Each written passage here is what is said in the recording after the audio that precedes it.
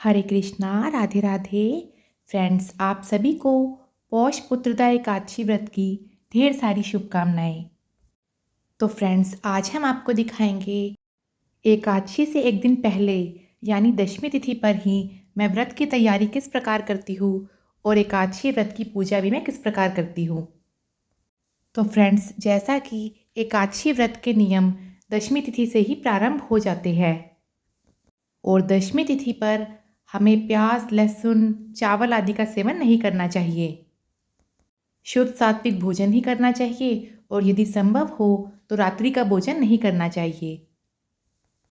तो दशमी तिथि पर रात्रि में सारा काम निपटाने के बाद मैं घर के मंदिर की डीप क्लीनिंग रात को ही कर देती हूँ, क्योंकि व्रत के दिन भी हम महिलाओं को अपने रोज़ाना के काम तो करने ही होते हैं।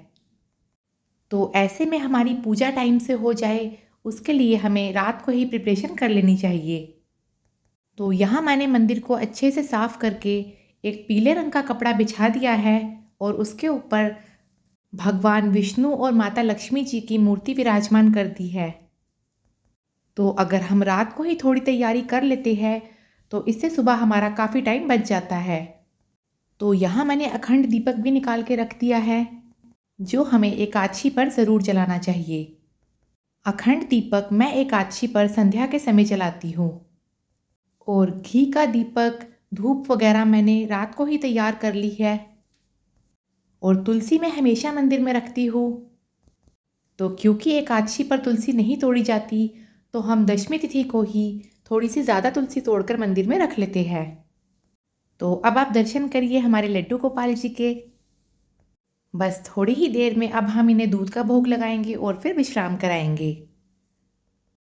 तो फ्रेंड्स, लड्डू गोपाल जी को एकादशी पर हमने जो भी वस्त्र पहनाने हैं, श्रृंगार करना है, उसका सारा सामान भी मैं रात को ही निकाल के रख लेती हूँ। ऐसा करने से भी सुबह हमारा काफ़ी टाइम बच जाता है। तो एकादशी के दिन हमें अपने घर में हवन या अग्यारी भी ज़रूर करना चाहिए। तो इसके लिए यहाँ मैंने लिया है एक गूगल, जिसमें हवन की सारी ही सामग्री होती है। साथ ही लौंग कपूर भी मैंने इसी में डाल दिया है और गाय के गोबर का उपला भी इसी में रख दिया है। चंदन, गंगा जल, जो भी सामान आपको सुबह ढूंढने में टाइम लगेगा, उसकी तैयारी हमें रात को ही कर देनी चाहिए। तो इस प्रकार दशमी तिथि पर मैं रात में ही कर लेती हूँ पूजा की तैयारी। तो एक बार फिर से आप सभी भक्तों को पुत्रदा एकादशी की ढेर सारी शुभकामनाएं।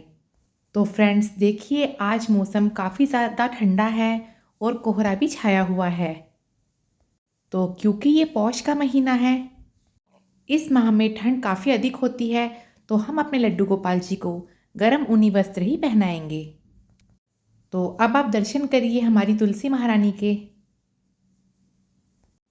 तो सबसे पहले सुबह स्नान करने के बाद मैं अपने घर के मुख्य द्वार पर रोली चंदन या गेरू मिट्टी से स्वास्तिक बना देती हूँ और धूप दीप जलाकर हम कर लेते हैं दहलीज पूजन। तो फ्रेंड्स, हमें अपने घर के मुख्य द्वार पर स्वास्तिक ज़रूर बनाना चाहिए। इससे माता लक्ष्मी बहुत प्रसन्न होती है और उनकी कृपा सदैव हम पे बनी रहती है। तो अब मैं आ गई हूँ अपने घर के मंदिर में पूजा करने। तो क्योंकि सारी तैयारी हमने रात को ही कर ली थी, सुबह हमने बस अपने लड्डू गोपाल जी को स्नान कराना था और सभी देवी देवताओं को फूल समर्पित करने थे। तो फ्रेंड, इस तरह से पूजा करने से हमारा काफ़ी समय भी बच जाता है और पूजा भी बहुत तसल्ली से आराम से हो जाती है। यहाँ हमने सर्वप्रथम पूजनीय गणेश जी को विराजमान कर दिया है। भोग का सारा सामान भी हमने मंदिर में रख दिया है। तो फ्रेंड्स, फलों का, माखन मिश्री का, मेवे का, जो भी आपसे भोग बन पड़े, आप सुबह में एकादशी व्रत के दौरान ये भोग भगवान को ज़रूर समर्पित करें।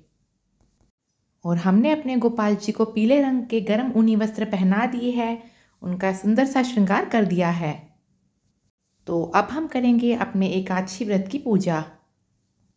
व्रत की कथा पढ़ने से पहले हमें व्रत का संकल्प ज़रूर लेना चाहिए। तो यहाँ मैंने हाथ में ले लिया है एक सिक्का, थोड़े से पुष्प और तिल। व्रत की कथा पढ़ने के बाद आप ये सभी सामग्री श्री हरि विष्णु के चरणों में समर्पित कर दे और धूप दीप जलाकर उनकी आरती करे। प्रभु को भोग समर्पित करे और पूरे दिन किसी की भी निंदा चुगली ना करने का संकल्प भी आप ज़रूर ले। तो फ्रेंड्स, कुछ इस तरह से करती हूँ मैं अपना एकादशी व्रत, जिससे हमारे सभी काम भी टाइम से हो जाते हैं और पूजा भी। तो फ्रेंड्स, सुबह में हमें पूजा के बाद ओम जय जगदीश हरे आरती ज़रूर करनी चाहिए। और आरती के बाद मैं यहाँ कर रही हूँ छोटा सा हवन या अग्यारी। इससे घर की सभी नेगेटिविटी दूर हो जाती है। तो फ्रेंड्स, आपको मेरी ये एकादशी व्रत से जुड़ी वीडियो कैसी लगी कमेंट करके ज़रूर बताना। और ठाकुर जी की सेवा से जुड़ी ऐसी ही और वीडियोस देखने के लिए हमारे चैनल को सब्सक्राइब करें। राधे राधे, जय श्री कृष्णा।